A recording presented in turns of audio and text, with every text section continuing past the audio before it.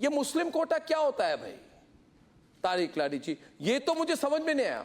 अभी नया कॉन्सेप्ट है इंडिया अलायंस का, पूरा मुस्लिम कोटा या आधा मुस्लिम कोटा और पूरा मुस्लिम कोटा में अंतर क्या है भाई?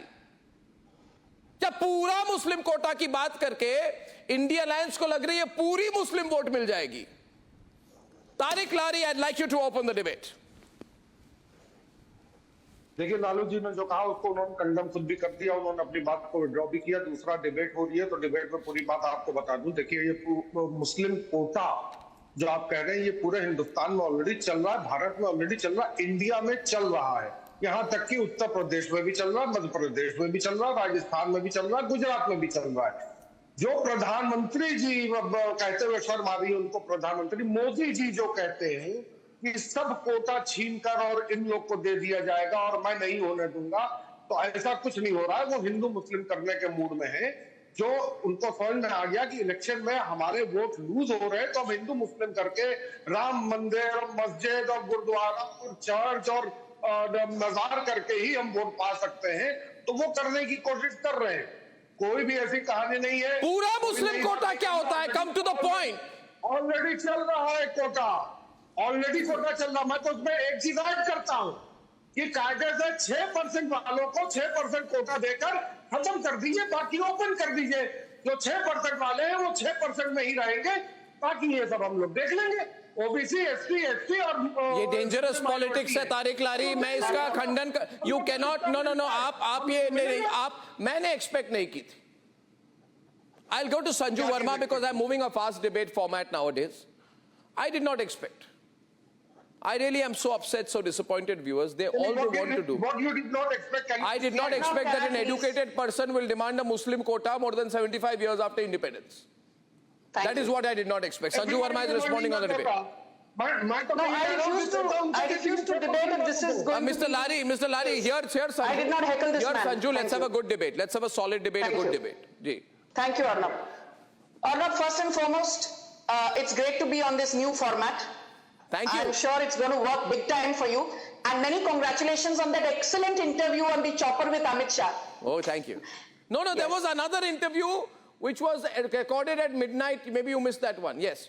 No, I saw both. Okay, I caught snippets of your chopper bit also. Yeah, sure. Thank you. I'll just say this, Arnab. Subtlety is also not one of my strong points. And just like you, if I have one thing in common with you, I call a spade a spade. And today I'm not just going to talk about minority appeasement. I'm going to straight away address the elephant in the room and talk about the Muslim appeasement, which is being done brazenly by Rahul Gandhi, Lalu Yadav, Akhilesh Yadav, so on and so forth.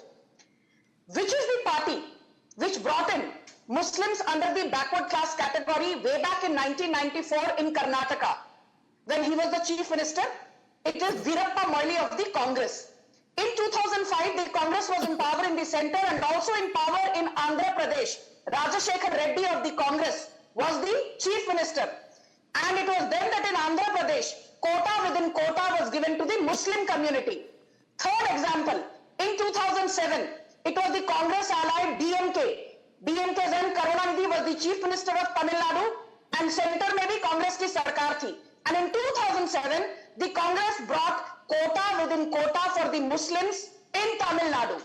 And mind you or not, when Uddhav Thackeray was in power before he abandoned Maharashtra because he knew he would not win the vote of his legislators on the floor of the House. In 2021, there's an application from the Maha Vikas Aghadi led by the likes of Uddhav Thackeray and Rahul Gandhi, who wanted to carve out quota within quota in Maharashtra for Muslims. They wanted a 4.5% quota for Muslims. But the Supreme Court said nothing doing. The Supreme Court has way back in 1992 said reservation cannot be given on the basis of religion.